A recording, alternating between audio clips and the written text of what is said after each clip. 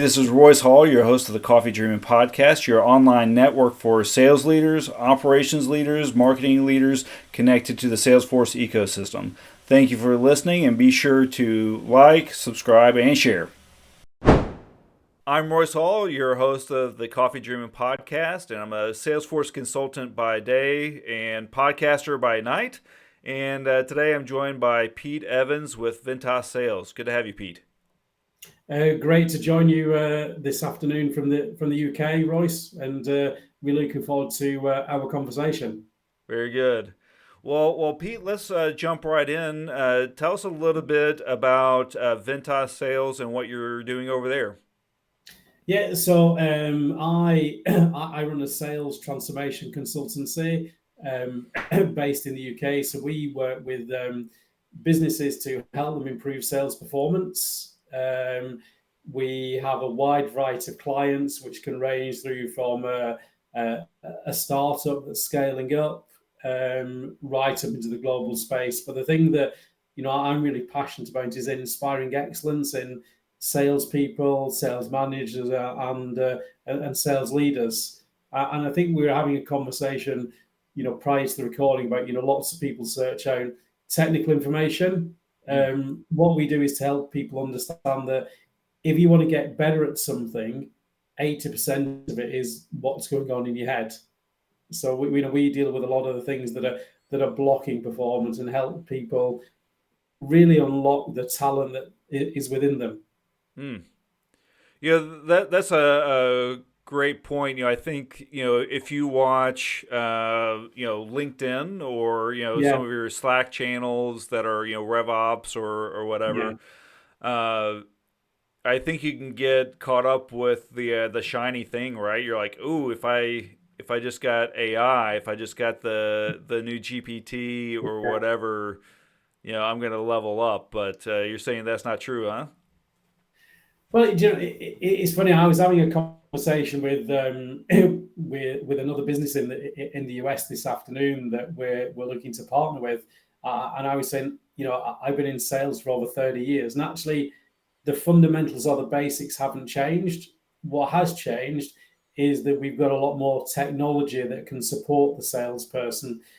And this may be a personal view, but actually, I think some of the tools are making people lazy and a bit complacent, because we all have technology, and we have most people have got a smartphone, and remarkably, the smartphone is probably the best marketing tool that you've got. But actually, what you've got to do is use it for the thing that it was originally designed for, which is actually having a conversation. And I think what lots of salespeople do, particularly the younger generation, is it's over reliance on the technology to follow up, which might be using AI, ChatGPT, it might be using LinkedIn messaging. But you really differentiate yourself these days if you pick the phone up and have a conversation with a prospect or an existing client, and arrange that face-to-face or virtual meeting with them.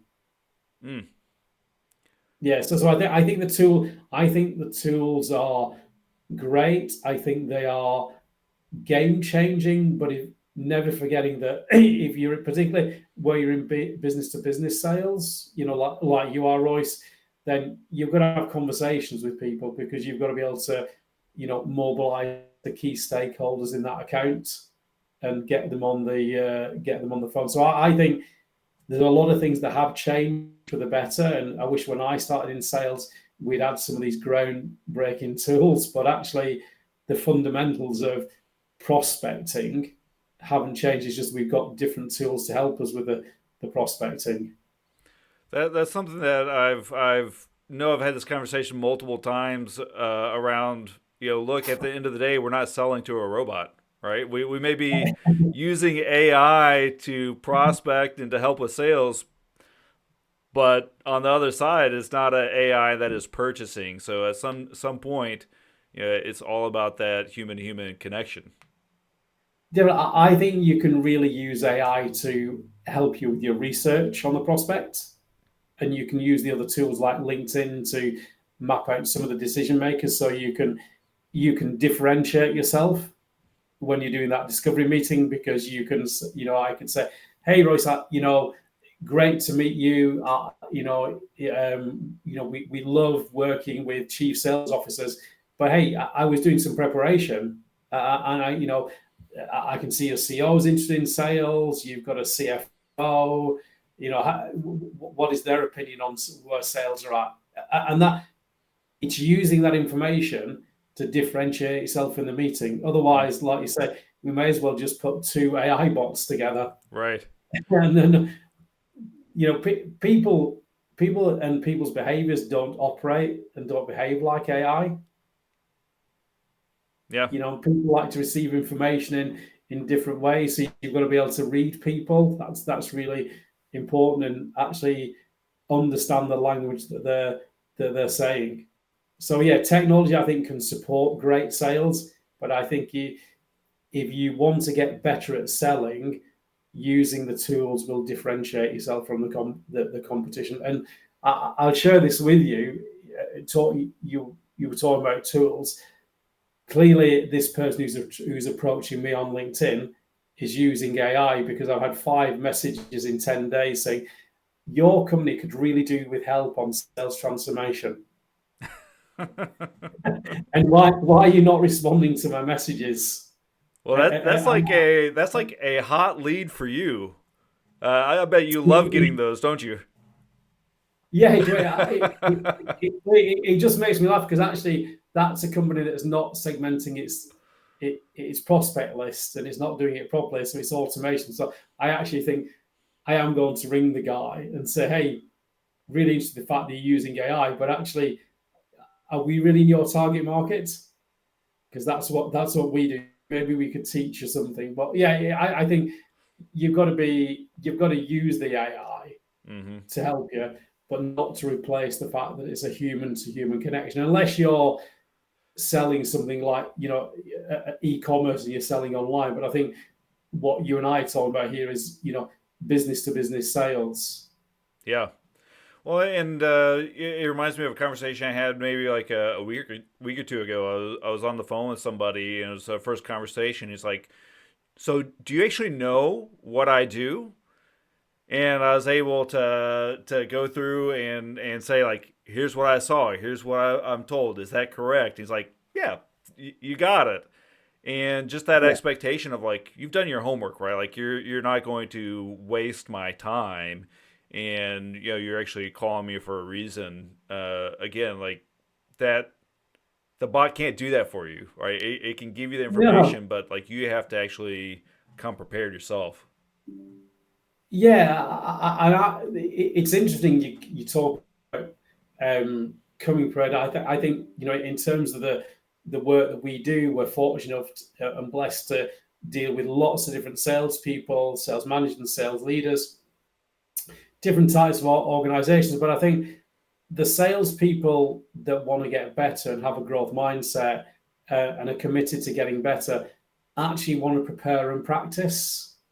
And I study a lot around elite athletes, elite sports teams, elite performing artists. And the thing that really strikes me about those individuals is they're committed to being coached. They're committed to practicing. And if you think about it, sales is a performance. It's like an act. And if you're not prepared to practice for that performance, how can you expect to win? Even if you invest time with a colleague saying, hey, we've got this big pitch, why don't we role play? Why do you throw up some objections? Get better prepared for your meetings. Okay, there are going to be 3 people in the meeting. Who's got experience of presenting to CFOs?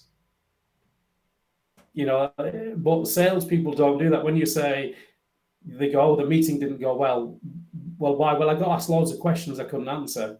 So how much time did you prepare? Well, I did a bit.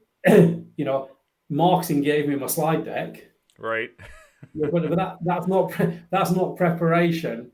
How well did you actually know what you were talking about? And what's the problem statement to the client. So I think salespeople have to get better at selling, even though there's all this great technology. But actually, the basics of preparation, blocking out time, and I'll share an example if I may. We've got a client that we're working with. We want to talk about a big transformation program, and I probably invested in the last 3 days about 9 hours, engaging with the key stakeholders. We're talking through the solution internally. I've taken one of our external advisors through the solution this afternoon. We've got another meeting with a stakeholder on Monday. That's all part of our preparation. Why wouldn't we invest that time in making sure the solution is right and role-playing it and practicing it when the deal's worth, potentially a lot of money? But yet salespeople seem to shy away from preparation. Yeah, I think a part of that as well. You mentioned role playing with your team. A lot of us have a team based sales approach. It's not just me. I've got a SE that is working with me, or you mentioned marketing. And in small organizations, I've always worked in small organizations. So I'm working with the owner or the president, and there's typically like, okay, that person's going to be president as well. So even drawing lines of like, okay, when they ask this question, this person answers it, or that person answers it. And as much as anything else, quarterbacking that conversation and knowing like, okay, when the president asks a question, our president answers. When the salesperson asks a question, our salesperson answers, and just figuring out who plugs in where. Yeah, and if you think about it, this conversation is so related to success in sport, in team sport. So successful sports teams have a game plan, and it's all about following the game plan. So what you're talking about there is, matching people up. People have skill sets. I have watched some American football games, but I'm not particularly knowledgeable. So I'm probably going to talk about a sport I'm really passionate about. So my hometown is a place called Wigan in the north of England, and in Wigan the sport is rugby league. So which is it's not exactly like American football, but they play without shoulder pads. In fact, there was my hometown team played a game against another leading rugby league team in a game in Las Vegas at the start of March. I think it was might be mid-February, start of March. But the reason I use is it in rugby league, the way the game is played, you get 6 tackles, and then if you don't score a try by the 6th tackle, you have to give the ball over to the other side. So in rugby league, they use a lot of data and measurement, but you have forwards who will typically be bigger, larger in build than the backs and the wingers, but each person in the team knows their role. And I think it's the same in sales. Sales is a team sport, but if you're in a meeting and you don't know what your roles are in that meeting, then it becomes confused, and it's the same in any team sport. If the players don't know their role, and in rugby or American football, when to pass the ball, when to pass the ball to the faster players, all that great thing, you don't win. And I've done a lot of observation of salespeople's meetings, and they're in a team, but they talk over each other. Mm-hmm. And then what that leads is to confusion amongst the client. Yeah.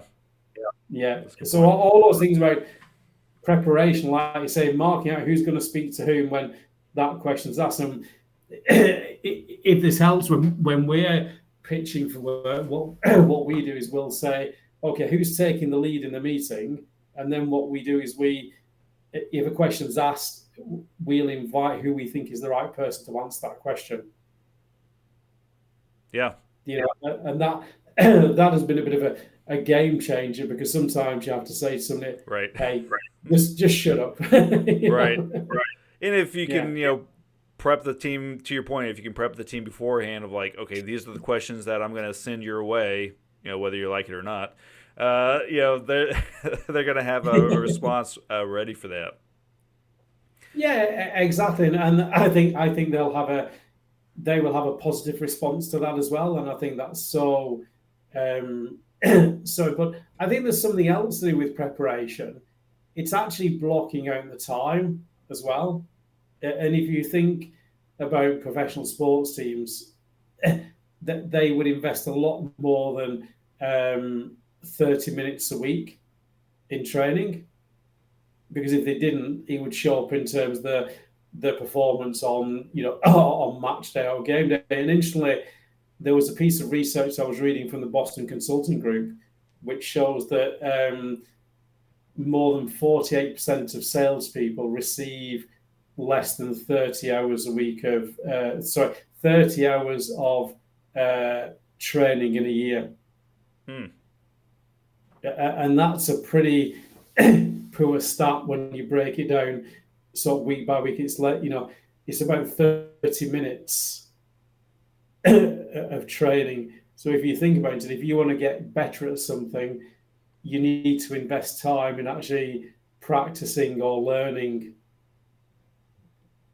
Yeah. Yeah, if you think about it, if you ask more salespeople, how much time do they spend either self-coaching, listening or watching to a podcast, learning something, perhaps learning through through Audible or something like that, it's very little.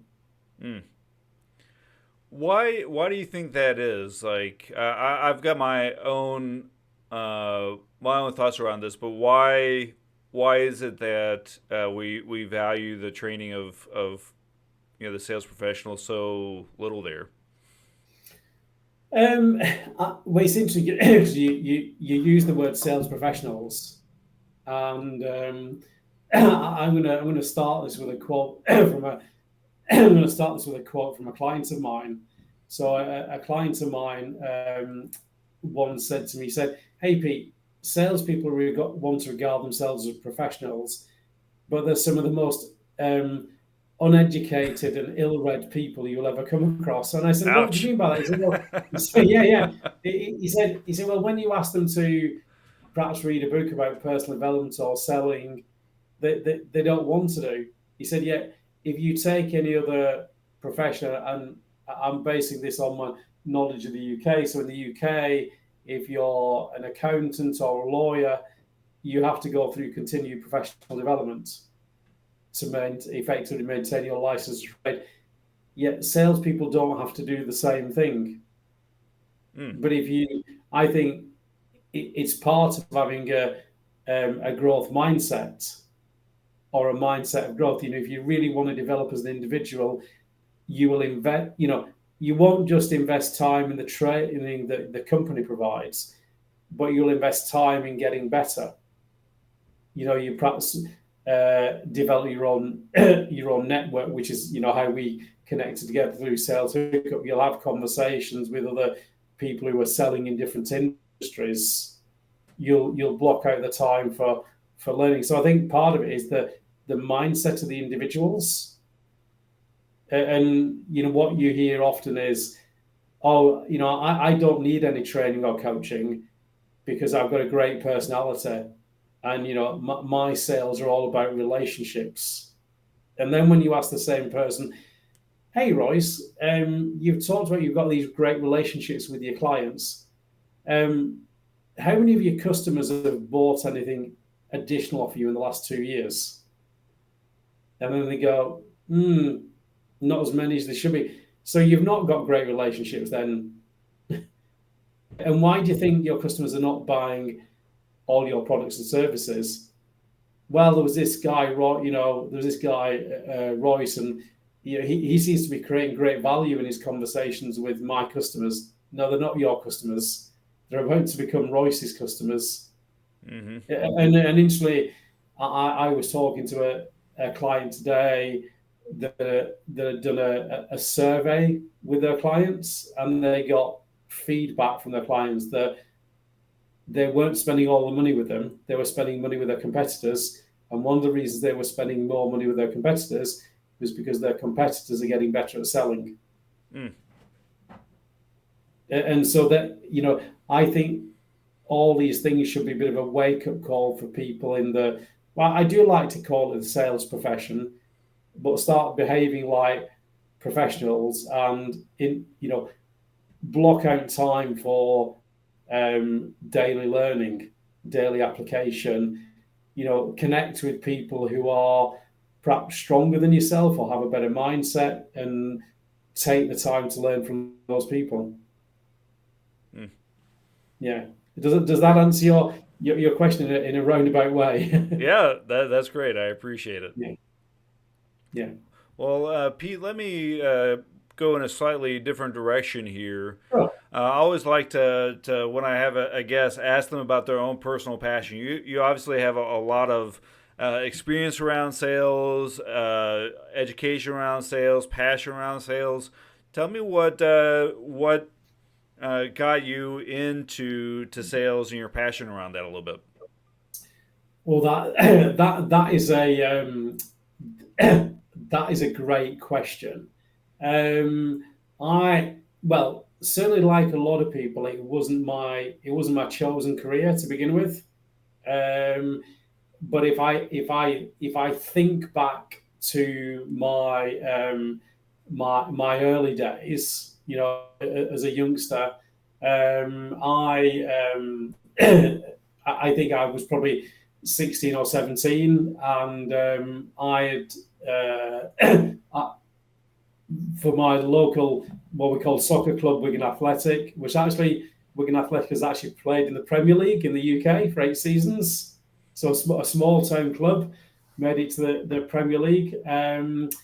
I used to sell like lottery tickets or scratch cards.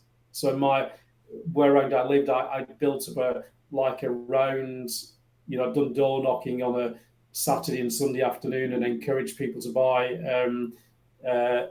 buy these scratch cards. And then one Monday, I decided I'd go to one of the matches to sell the scratch cards. And anyway, the commercial manager of the club said, "You can't sell them; you have to have a round." He said, "What you could do," he said, you could sell them at the away end, at the away turnstile." So to give you some context, it was a Monday evening. It was very dark, and it was chucking it down with rain. And I'd like 4 books of these scratch cards, so about 800 scratch cards. And he said, they were £1 each. And he said, "You'll be lucky if you sell 10, right?" So the club that my hometown team, Wigan Athletic, were playing was called Port Vale, which is from the the middle part of England. And I think they must have brought about 1,500 fans with them. So I went back 30 minutes before the game was due to start with my bags of money. I sold all my 800 scratch cards. Wow. And the guy said to me, the commercial manager said, "You sold all of them?" And I said yes. And he said, "How did you do that?" And this was probably my first introduction to like positioning statements or your unique value proposition. So every time somebody was coming through the gate, and they were going towards like the hot dog stand, I said, "Hey, how would you like to pay £1 to see if you can get the value of your match ticket back? And you might even win more than that." So I think the 10th person bought a ticket, and the 10th person won £100 on the scratch card. Nice. And this guy said, "Hey, you need to go and buy one of these. You might win more than you think." So that was my first introduction to selling. And as a result of that, they said, "Hey, you can have a patch in the Wigan end." No, I'll go to the away end, which I did. But the reason I'm using that as an example is it demonstrates a lot of the skills that I've got now about persistence, knowing your product, knowing your markets. And that was my first entry in sales. But when I graduated from university, I went into learning development with a major insurance company, which is where I developed my passion about competencies and coaching. I got involved in graduate recruitment. And then, sadly, I was made redundant.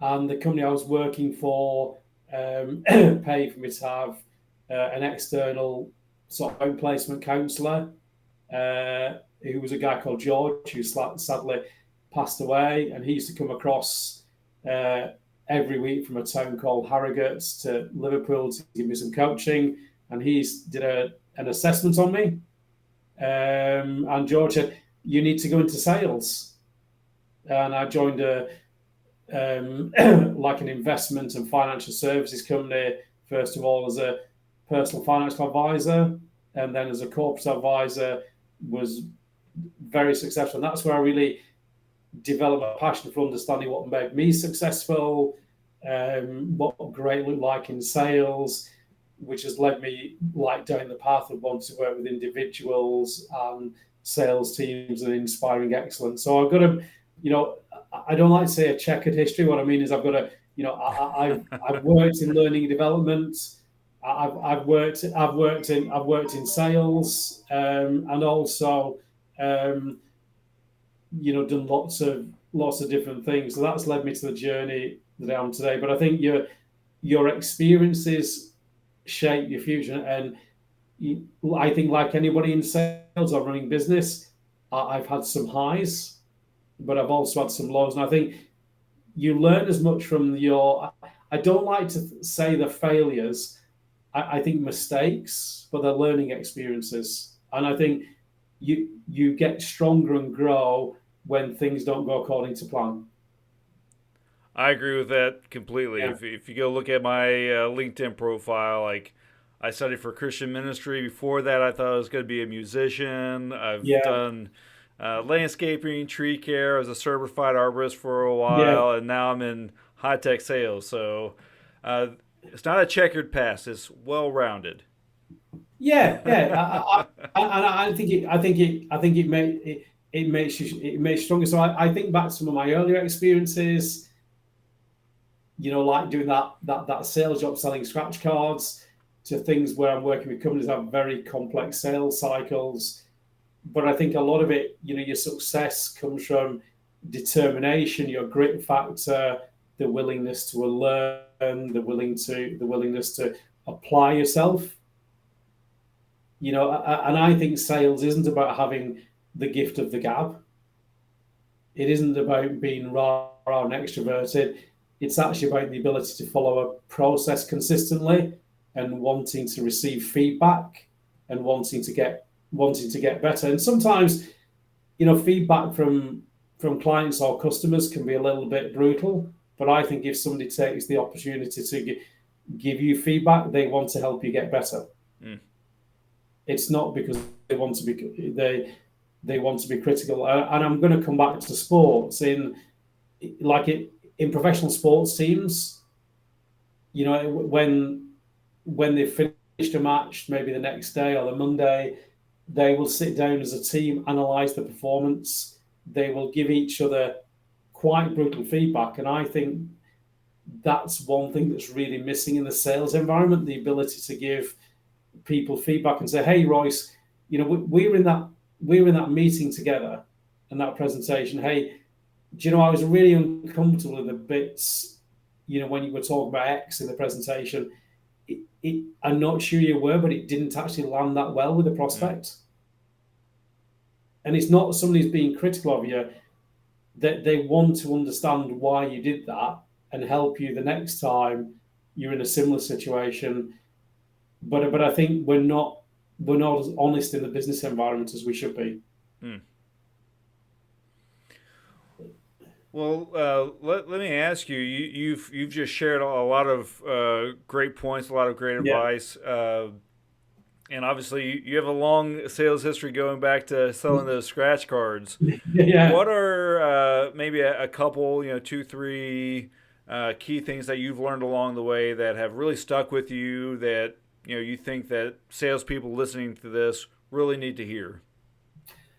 I think the first thing is be curious. And what I mean by that is that when you're with a prospect, remember the meeting isn't about you, it's about them. And being curious is about asking questions, because when you're curious, you will ask you will ask more questions. And when you're prepared to ask more questions, you'll dig deeper.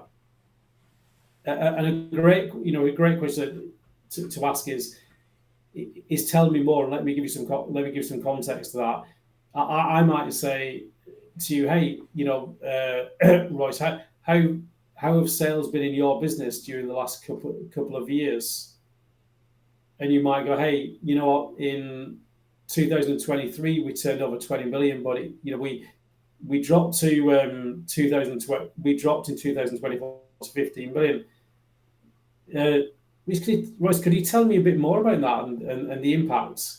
So you're not being critical, but you're being curious. So I think the first thing is be curious. I think the second thing is commit to being a lifelong learner. Be constantly learning, whether that's listening to podcasts, whether it's reading books, whether it's being coached, which links me into the third point. Find yourself a coach, which could be somebody if you're in a large organization, it could be somebody internally. If you're not in a large organization, it could be somebody externally, or find a group of people you can connect with and do some complementary coaching amongst you. But people's performance improves when they have coaching. And that coaching might be to, do things like pipeline squeeze. It might be to do role play, but find people who can really help you on your career. And I do have a fourth point: stay humble. And what I mean by that is, don't believe your own PR, because I think in anything where you're successful, success is a journey, it's not a destination. So when you're humble, you will always have a growth mindset. When you stop being humble, you won't have a growth mindset. So yeah, you've got a bonus tip there. Very good. Yeah. Well, Pete, thanks for joining with me today. I think we're about up on time here, right. So thank you for joining with me. Real quick shout out to you and Ventas. If somebody wants to work with you, where do they find you? Is there anything that you want to kind of promote for us today? Yeah, so a couple of things. Thanks so much for the introduction. I think the best place people can reach out to me is to find me on LinkedIn. So you search for Pete Evans and Ventas Sales, be able to find me. The other thing is, if people are interested, we have an assessment tool which we use to evaluate people's skills and competence as a salesperson. So if somebody wants to take a complimentary trial, if they reach out to me at my email address, which is pete@ventassales.com, and I will send them a link so they can do it, and we'll do a follow-up session with them. But thank you very much for inviting me on the show this afternoon. Thank you very much as well.